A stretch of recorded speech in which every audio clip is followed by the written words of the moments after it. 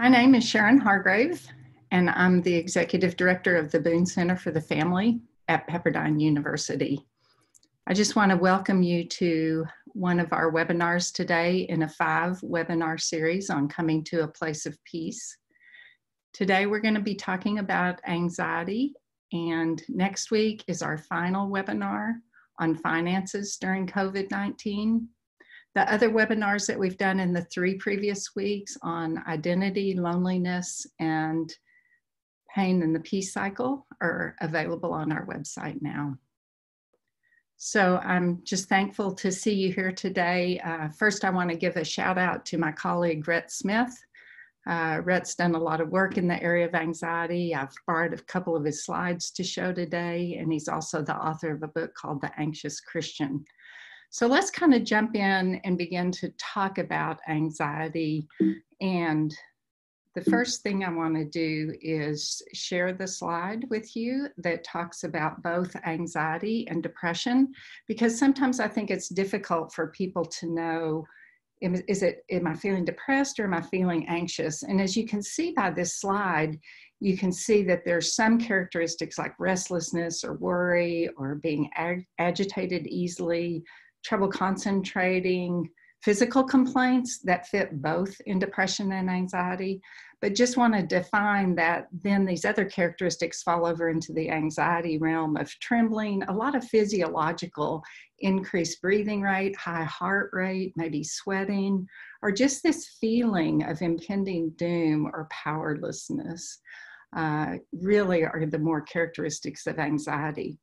In the last year, the Boone Center for the Family has done a study with the Barna Group on anxiety and depression, and we were interested in mental health relationships in the church.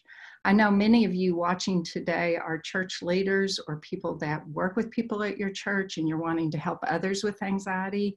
Many of you may be here because of some of your own feelings of anxiety or depression. But what we found when we asked the question, how many of you have significant relationships that are impacted by anxiety or depression? 40% of US adults said yes, and 34% of practicing Christians said yes. One thing I really want to clarify is when we have an anxious or depressed person, yes, they suffer from that, but it also affects the entire family as well. So it hits more than just that one person. We have the Restoring Relationships study available on our website at the Boone Center for the Family.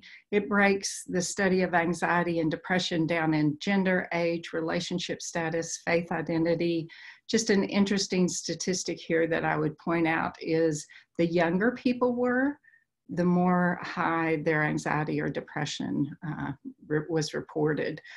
So that study's available for you if you're interested in more about that. Wanted to give this quote from Walter Brueggemann, who is a very well-known Old Testament scholar. He says, anxiety is the main pathology in our society to which our pastors must respond. And I agree so much with this concept because I think when we look at what Scripture promises, both Old and New Testament, we're promised that we can live in a place of peace. Christ specifically mentions peace several times. Peace I give to you. Peace is noted in the characteristics of the fruit of the Spirit. So if we're living in an anxious state, we're actually not benefiting from one of the greatest benefits of being a Christian. This quote by Alan Hugh Cole basically says in a congregation of 150 people, you're probably going to have about 20 people that are clinically anxious. And so when you think about that statistic and then you widen that to say, you know, the family members of all those 20 people are affected, you've got a lot of people that you're ministering to that are dealing with anxiety. Now, I want to say anxiety is on a continuum from sort of anxious and I'm just dealing with small problems to extreme anxiety. And somewhere in that continuum, people may need medication. But whether you need medication or not, you still need to work at learning to understand your anxiety and have it help you. Søren Kierkegaard, a philosopher, said anxiety is our best teacher. And part of what we want to talk about in our 20 minutes today is how we can learn from our anxiety. We are going to have a time at the end of questions. So as you think of a question as I go through this material, feel free to put it in on the Q&A and we'll get to as many of the questions as we can. But we want to learn to listen to our anxiety. My colleague, Dr. Kelly Hare, in her webinar last week on loneliness, used this example of a gauge. And I want to say the same is true with anxiety. If we're feeling anxious, if we're feeling alone, we need to begin to understand those things as gauges that we need to be able to respond to. So what is our gauge telling us?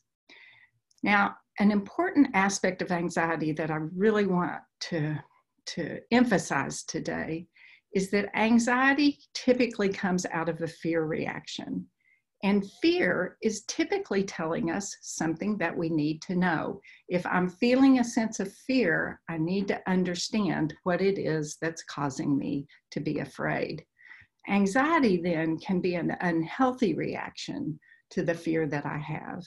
Now, many of us in Psychology 101, we learned a little bit about the brain and we learned a little bit about fear. And we were asked this question: if you see a bear in the forest, what are one of the two reactions that you're going to have? What we've learned about the brain is the emotional, the amygdala, the mid part of your brain is going to respond to danger. That is a good thing. So if I see a bear in the forest, I'm typically going to have one of two reactions.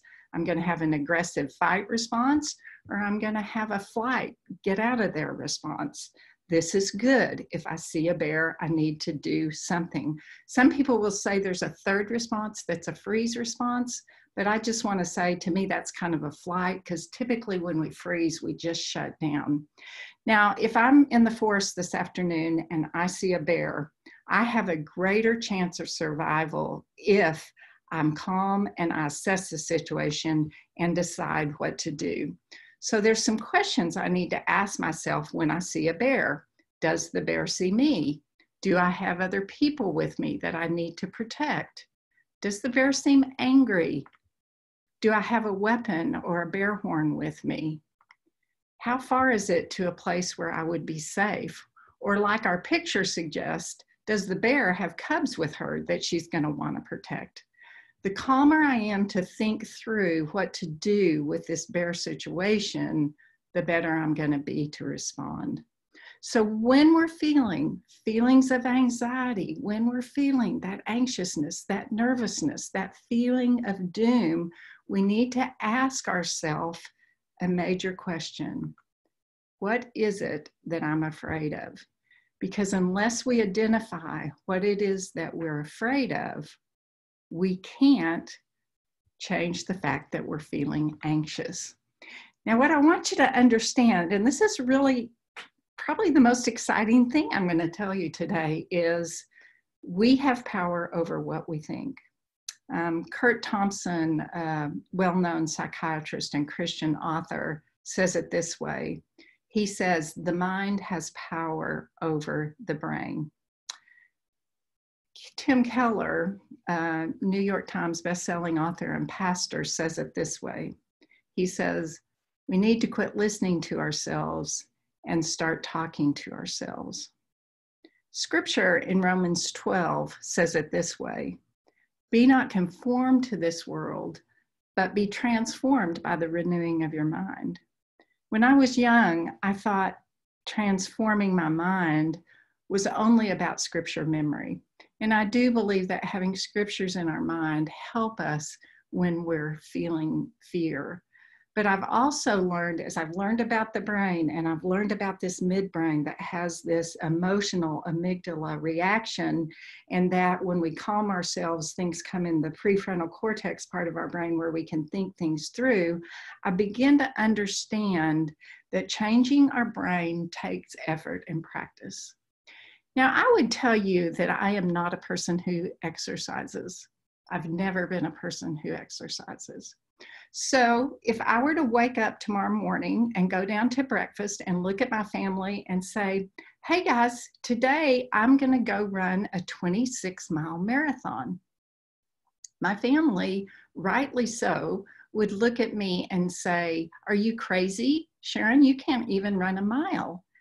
And they would begin to tell me, I need to train, I need to practice, I need to eat right. If I'm going to run that marathon, I need to do a lot of things differently.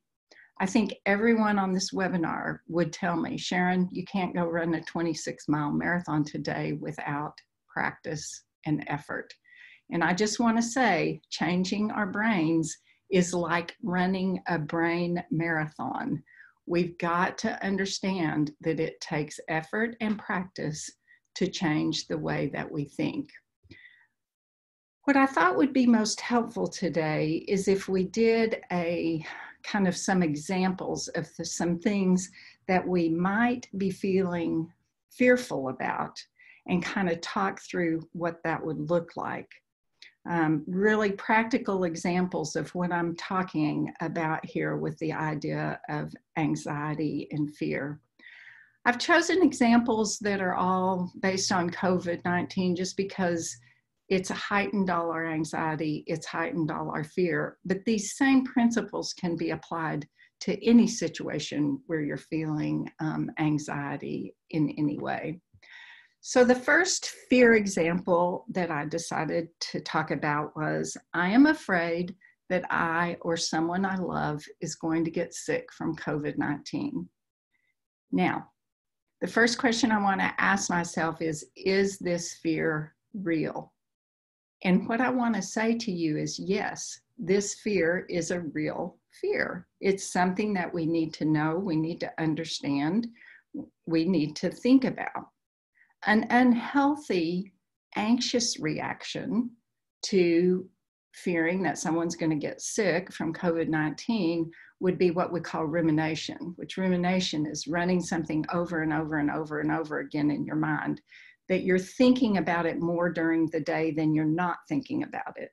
So that I might be calling my family members and saying, are you wearing your mask today? Where have you been today? What are you doing?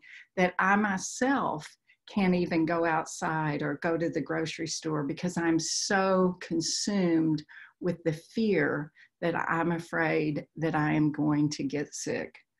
So rumination would be an anxious, unhealthy response to the fear that someone or I myself might get sick with COVID-19. So what can we do? If we define that the fear is real, there's some things that we can do to address the issues of the fear that we have about COVID-19. So the first thing we can do is we can remind ourselves that what we and people that we love are doing to stay safe and to keep other people around us safe. Instead of thinking about what the danger is, we can think about what we're doing to be safe. We can moderate our news consumption. I know personally, if I limit myself to looking at the news or watching news only once a day, maybe for 15 to 20 minutes, I'm feeling calmer than if I'm checking the news feed all day long. I also think it's important to include in what we're reading these days about news, medical reports, things that are not just hyper on the news, but things that are good information. We might choose to stay more connected with people who are positive and engaging. If we notice that there are people in our lives that when we talk to them, we get more anxious, that probably means we need to talk to that person less and put some people in our lives that are feeling good. Now, as Christians, I think a Christian response is that we need to remind ourselves that Christ is with us. I think what's really important for those of us that are Christian leaders and also for those of us that are individuals that are dealing with anxiety or fear, that we accept the reality of what's going on and that we don't try to dismiss it or say, oh, we're going to be okay, God's with us, everything's going to be fine, but we stop and think about what are we going to do about this fear. Now, the Christian principle that I think is so helpful here is that Christ is with us. And in my mind, the New Testament never teaches that we won't have trial or suffering, but it teaches that Christ will be with us and can bring us peace. The second example that I chose to just kind of talk through is a fear that I think many of us are having. I'm afraid I'm going to lose my job. Now, Is this a real fear? Maybe, but not necessarily. If you're a person that works in more essential services, if you're a pastor in a church that has a lot of funding and a lot of money, the chances are not as strong that you may lose your job as if you were somebody that was in a business that was struggling or a church that was struggling financially. So what we have to begin to do is begin to assess, is this statement true? It may be true for some of us. It may be true with some of the people you're working with. It may not be true with others. A possible anxious response to this question could be the idea of avoidance. I'm just not going to think about it. If I'm going to lose my job, I'll lose my job and then I'll figure it out. Or, yes, I may lose my job, but I can't think about that financially, so I'm not looking at any of my finances because I just can't handle looking at it. So this whole idea that says it's too much, I'm going to avoid it, and maybe if I don't think about it, it'll just go away, is an unhealthy, anxious response. So what are some of the things that we could do if we decide, you know, this fear is possibly true? I may be in a situation where I could lose my job. What are some things we can do? The first thing we need to do is make a plan. And I think what that means is slow down long enough to say, what are the logical steps for me that I need to do if I lose a job? Instead of just going out and starting applying for jobs, we need to sit down and say, what's the plan here with people that we love and people that we trust? The second thing we could do is ask a close confidant to talk to us about our potential strengths. If we're in a situation where several people in our same job may be losing our job, we may need to rethink, what else could I do? What are some of my other strengths? How else could I look for a job? The third thing that we need to do that's really hard, I know it's really hard, but we may need to review and make changes to our current spending. We may need to cancel some of our subscriptions. We may need to, look at different insurance plans. There are things that we can actively start doing to cut our costs in case we lose our job, and not just wait until the job is gone and then try to change that spending habits. As a Christian, I think we can pray and ask God for guidance and look for his hand in all situations. I often am aware that when I myself am praying for things, I'm more aware of what God is doing in my life. If I'm not praying, if I'm not reading scripture, if I'm not cueing in to God's guidance in my life, I may very well miss the exact thing that he's sending. So I think prayer can be a very powerful response as a Christian in this environment. My last example is the example of, I'm afraid the trajectory of my career will never recover. I'm very sensitive to this. I do work at Pepperdine University, and as educational institutions across the country, we're having people graduate who were planning to step into new jobs. We have undergraduate students that were looking for jobs. We have law school students. We have business school students. We have students across the board that were planning to be in a totally different situation than they are right now. And then there's other people in other professions that things are shutting down that could be possibly afraid that their career will never recover. I think a possible anxious reaction in this particular scenario would be to say, there's nothing I can do about this. I can't control the economy. I can't control COVID-19, and just go into a state of just not doing anything. And I think, again, when we calm ourselves, when we say this fear is real, but it's not going to destroy me for the rest of my life, there are some things that we can do that would be helpful. The first thing that we could do is embrace that we do have a power to change our own responses, that we commit to ourselves to not be helpless, that we commit to ourselves that we're going to work to learn how to take steps to move forward. The second thing I think we can do is interview others who've had difficult experience in their professional career and they've grown through it. I'm reading a book right now called Managing Yourself, and it's a collection of articles from the Harvard Business Review written by successful execs and CEOs of companies across the country. And as I read through these chapters of these different leaders and different organizations, I would say almost in every chapter, there's a section on what they learned through difficult times. So it may be helpful to find somebody that you know that's had a difficult time in their career, interview them and see what they have to say. And lastly, I think we might accept that intergenerational living situations might benefit many at this time, especially for those who are graduating, who were planning to go where their job is, or, you know, to look for a new place to live as they live from campus. Intergenerational living can be helpful to multiple generations at the same time. Younger people moving home can help the generation who's still employed with things like housework, or in my particular situation, I've had a lot of help from my son and his wife on understanding technology and media, and there's a lot of things where I think generations can be supportive and helpful from one another.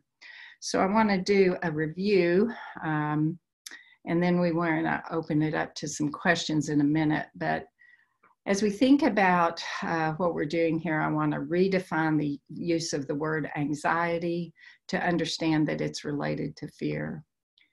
And then ask ourselves, is the fear real?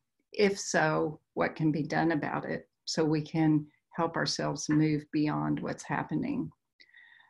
The third thing is, if our fear is exaggerated, what negative messages are we giving ourselves that are increasing our anxiety? Because a lot of times we're telling ourselves things that absolutely are not true. And if you find yourself ruminating, avoiding solving problems, and feeling helpless, realize those are negative ways to cope, and the solution is to work to understand your own pain. On the Boone Center for the Family website, we have some resources about understanding the pain and the peace cycle. And these last two things I just mentioned about understanding your own pain and understanding the negative messages that you're giving yourself, you can find more help on how to do that on the Boone Center for the Family website. And then also the first webinar that we did in this series on the pain and the peace cycle would be very helpful. So now I'm going to invite my colleague, Dr. Kelly Hare, into the conversation here. She's been taking your questions. We're going to get to as many questions as we can, and then we'll just go from there. So Kelly? Great. Thanks so much, Sharon. It's really helpful to break it down and to recognize our anxious responses as unhealthy, and fear being a healthy response that allows us to slow down and say what actually is going on, to stop and respond to the fear. So a couple questions here. How would you differentiate between anxiety and fear? How would you identify or make sense of, oh, I'm feeling fear right now, or I'm feeling anxiety right now? If we went back to that first section there that talked about anxiety, anxiety is really more what we do. It's feeling anxious, it's heartbeat racing, it's feeling a sense of dread, it's avoiding things. So in our society a lot, we've talked about anxiety. I feel anxious as a feeling, but what I want to differentiate here is anxiety is really more a response. Fear is an actual event or situation that's happening. And so we have the fear of the event or the situation, and then anxiety is more the response to the fear. Okay, thanks. A question about the Curt Thompson quote, if you could say that again.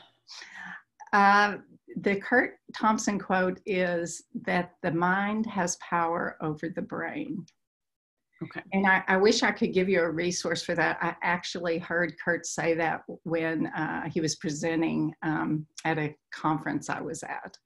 So I can't give you a specific place to find that quote, but the idea again, and what we begin to learn when we think about the pain and the peace cycle is we often think that we need to always respond to our feelings, but sometimes our feelings are not accurate because of what I talked about. The amygdala part of the brain is the emotional response part of the brain.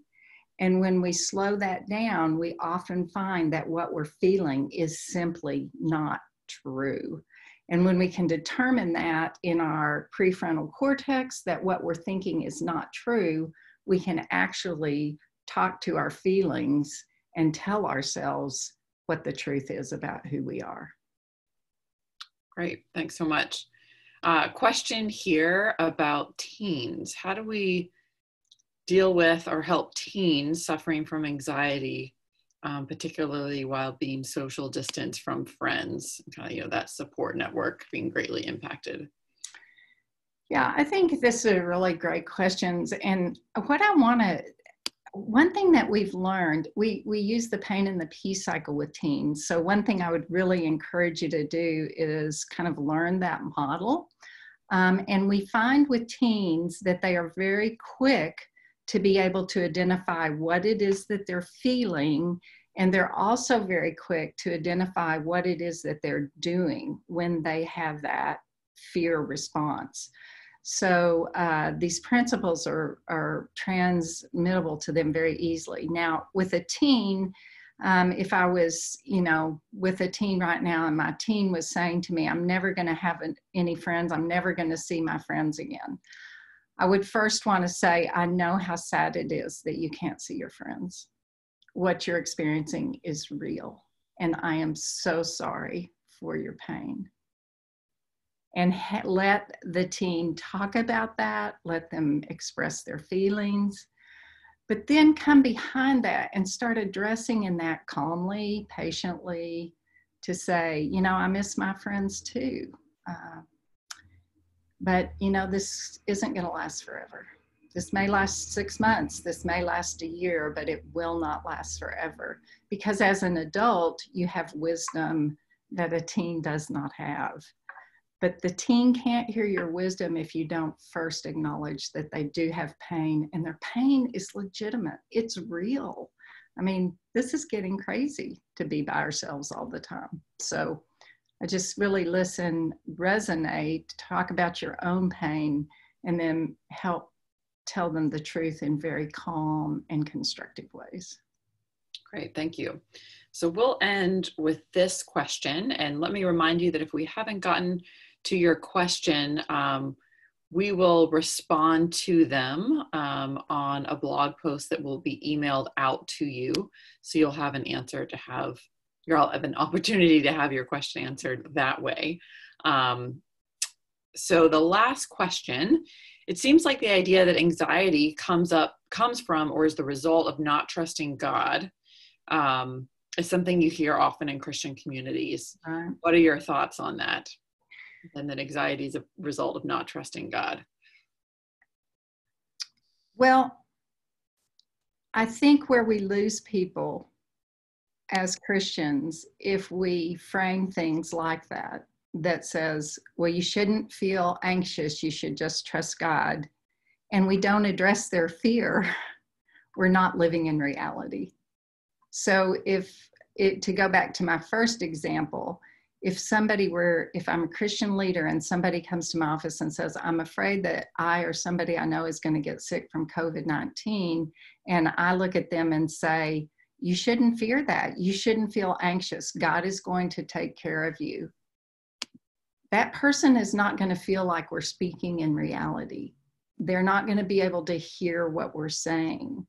If we can say to them, I understand your fear. Your fear is right. What my family is processing right now is, okay, this fear is true. What are we going to do to protect ourselves? And as we're opening back up, how are we going to open back up? All the while, we're praying about how God will use that in our lives or what we need to hear from God. So as we think about COVID-19, yes, we need to be trusting God. Yes, we need to be praying about it. Yes, we need to understand that we can live in a place of peace, even in an environment of COVID-19. But that does not mean that we don't need to think about the realities of this disease and the hard things that possibly could happen because of it. So Christians that live in reality and can really put faith and trust in God and communicate to others this place of peace are going to be really attractive if they can balance these two issues of, yes, there's reason to be afraid, but yes, we have reason to feel peace and to relax in all that God is doing for us. Yeah, thanks, Sharon. That's fantastic to be able to say we can look honestly at what is reality, and know that God is with us in order to experience peace, that we can have peace even in scary situations and fearful situations because we have trust in God. Exactly. As a reminder to all, the webinars are available on our website, the previous webinars. If you go to the Boone Center, boonecenter.pepperdine.edu, and from our homepage you can click on COVID-19 resources, and there you will find links to the previous webinars, and this webinar will be up there soon. And again, we'll get to your other questions through a blog. Thank you so much. It was fun to be with you guys today.